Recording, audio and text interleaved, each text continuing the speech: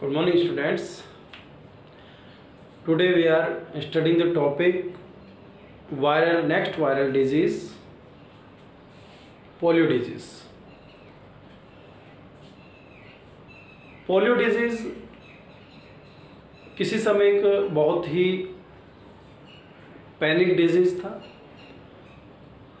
But government के जो programmes, polio की जो वैक्सीनेशन प्रोसेस कराई जाती है, उससे अब ये पोलियो जो डिजीज़ है ये पूरी तरह से कंट्रोल हो चुका है।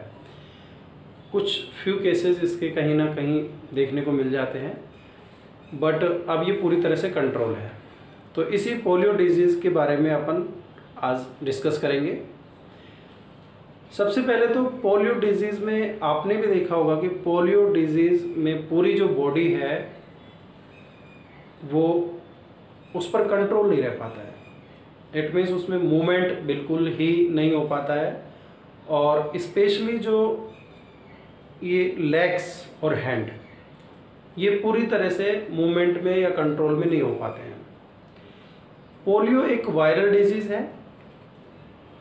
तो यहाँ अपन देखें डिजीज़ जो है, डिजीज़ का जो नेम आज अपन पढ़ रहे हैं वो है पोलियो डिजीज़। डिजीज़ कौन सा है? Polio disease. इसका पैथोजन या causing agent, disease causing agent जो है polio virus. Infection spread by contaminated water and food item. It means अगर हम कंटामिनेटेड फूड और वाटर आइटम लेते हैं तो उसके अंदर अगर पोलियो वायरस प्रेजेंट है तो ये डिजीज़ उसको हो जाएगा, जिसमें ये कंटामिनेटेड फूड या वाटर आइटम किसी ने लिया है। स्पेशली ये चिल्ड्रन में होने वाला डिजीज़ है, बट एडल्ट एज में भी इसके कुछ केसेस देखे गए हैं। तो इसका जो स्प्रेडिंग या ट्रांसमिशन है वो contaminated food and water items के थ्रू होता है।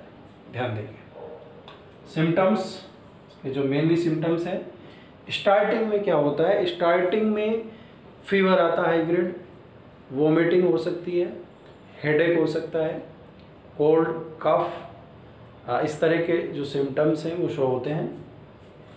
यानी स्टार्टिंग में पेशेंट जो है उसको हाई फीवर हो सकता है, कोल्ड है, कफ, वोमिटिंग एंड लूज मोशंस, ये स्टार्टिंग के सिम्टम्स है। बट क्या देखते हैं कि आफ्टर 3 to 4 डेज पेशेंट जो है उसके लेग्स और हैंड्स में मूवमेंट एक तरह से बंद हो जाता है, मूव नहीं कर पाता है वो। और अगर ये कुछ ज़्यादा दिन और रहा तो कुछ केसेस ऐसे देखे गए हैं कि अगर ये वायरस ब्रेन में एंटर कर जाए तो फिट्स आने लगते हैं, चिल्ड्रन को दौरे आने लगते हैं। तो ये फिट्स, ये भी इसका सिम्टम है। और रेस्पिरेटरी जो रेट है, रेस्पायरेशन की जो रेट है वो स्लो डाउन हो जाती है। ठीक है। तो देखो इसमें after 3 to 4 days patient is not able to move his hand and legs. Many times children started getting fits यानी दौरे आते हैं उसको। Respiration rate goes down. तो ये इसके सिम्टम्स होते हैं। सिम्टम्स के बाद इसका जो प्रिवेंशन है, तो प्रिवेंशन तो ये भाई कंटामिनेटेड वाटर और फूड आइटम जो है उनको अवॉइड करें अपन।